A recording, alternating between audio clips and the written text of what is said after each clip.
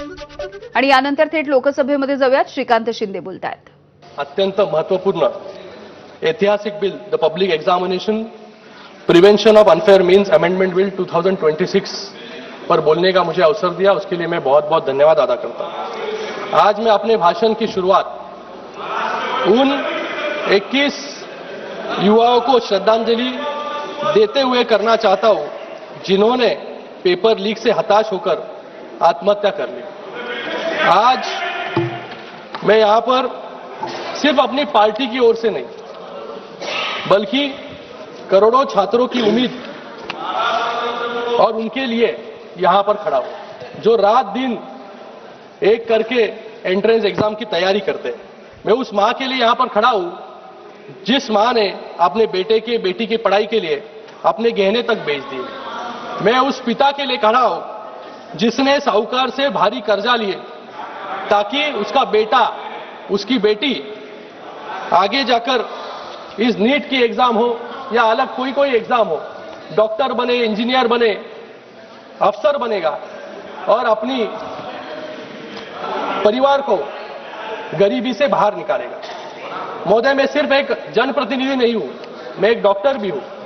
यहां पर नीट की तैयारी करने के लिए कितनी जद्दोजहद, संघर्ष बच्चों को करना पड़ता है, उसके बाद वो नीट की एग्जाम जो है पास होते हैं। नीट की एग्जाम पास होने के बाद डॉक्टर बनने के लिए भी 10-10 साल, 12-12 साल उनको पढ़ाई करनी पड़ती है। तो ये संघर्ष से जो है एक व्यक्ति यहां पर डॉक्टर बनता है, इंजीनियर बनता है। जब पेपर लीक होता है महोदय, तो सिर्फ एक छात्र का सपना नहीं टूटता, उसके पूरे परिवार की हिम्मत टूटती है। आज इसी व्यवस्था का पक्का इलाज का काम इस ऐतिहासिक बिल के माध्यम से यहां पर होने जा रहा है। अध्यक्ष महोदय, मैं यहां पर प्रधानमंत्री जी का धन्यवाद व्यक्त करूंगा कि आज यहां पर एक शक्तिशाली बिल लाने का काम सरकार के माध्यम से हुआ है। मैं महाराष्ट्र से आता हूं और वहां के इतिहास, साहित्य और संस्कृति में शिक्षा और न्याय का वास है। महोदय, महाराष्ट्र वो पुण्यभूमि है जिसने पूरे देश को शिक्षा का मार्ग दिखाया। महात्मा ज्योतिराव फुले हो या क्रांति ज्योति सावित्रीबाई फुले हो, जिन्होंने समाज के तानों पत्थरों के बीच मार खाकर वंचितों के लिए और लड़कियों के लिए पहला स्वदेशी विद्यालय शुरू किया। राजश्री छत्रपति शाहू महाराज ने कोल्हापुर में मुफ्त और अनिवार्य प्राथमिक शिक्षा लागू कर देश के सामने एक बड़ा आदर्श खड़ा किया। मैं उस महाराष्ट्र से आता हूं जहां पर डॉक्टर बाबा साहेब अम्बेडकर जी ने हमें मूल मंत्र दिया था, शिक्षित बनो, संगठित रहो और संघर्ष करो। बाबा साहब ने हमें सिखाया कि अन्याय के खिलाफ लड़ना हमारा लोकतांत्रिक अधिकार है। आज जो युवा अपने भविष्य के लिए संघर्ष कर रहे हैं, मैं उनसे कहना चाहता हूं कि शांतिपूर्वक तरीके से अपने हक की मांग करना और अपनी आवाज उठाना हमारी महान संस्कृति का हिस्सा रहा है। हमारी सरकार आपके इस संघर्ष में पूरे ताकत के साथ आपके साथ में खड़ी है।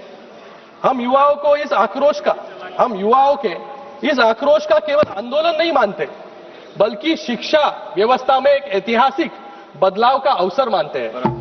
यह केवल एक विरोध नहीं है, बल्कि एक सुरक्षित और पारदर्शी व्यवस्था के निर्माण की शुरुआत है।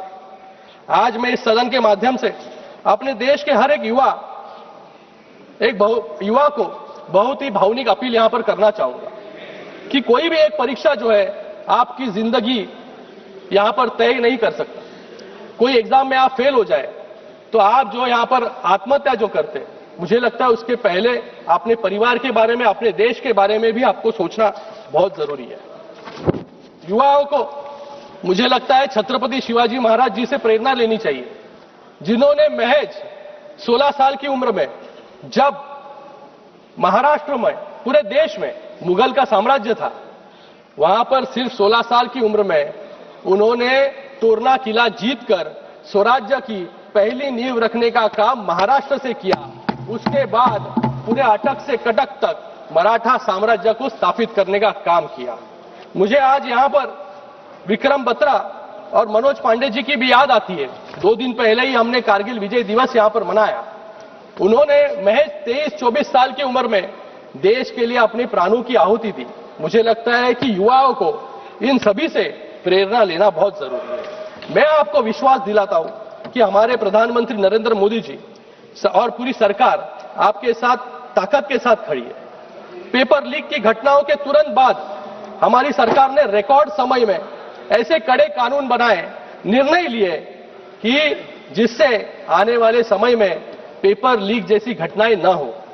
हमने सिर्फ निंदा नहीं की बल्कि सिस्टम की सफाई की। सीबीआई ने तुरंत एक्शन लिया, दिल्ली से लेकर पुणे तक 14 एक्यूज को जेल में डालने का काम किया, एनटीए में 47 अधिकारियों को टर्मिनेट करने का काम किया। इसे कहते हैं नैतिकता, और नैतिकता है इस सरकार में। इसलिए हमारे शिक्षा मंत्री धर्मेंद्र प्रधान जी ने इस्तीफा ताकि दिया, खुद ने आपके वजह से नहीं दिया, आपके वजह से नहीं दिया। पेपर लीक खुद की जिम्मेदारी ली और उस जिम्मेदारी का निर्वहन करने का काम जो है सरकार के माध्यम से आज यहां पर हो रहा है। पेपर लीक एक्यूज को जल्द से जल्द सजा दिलाने के लिए फास्ट ट्रैक कोर्ट बनाया गया। आज इस ऐतिहासिक बिल के जरिए हम शिक्षा माफियों को सिर्फ जेल की सलाखों के पीछे नहीं, बल्कि उनको कठोर आर्थिक जुर्माना लगाने का काम भी यहां पर हम लोग कर रहे हैं। हमारा लक्ष्य सिर्फ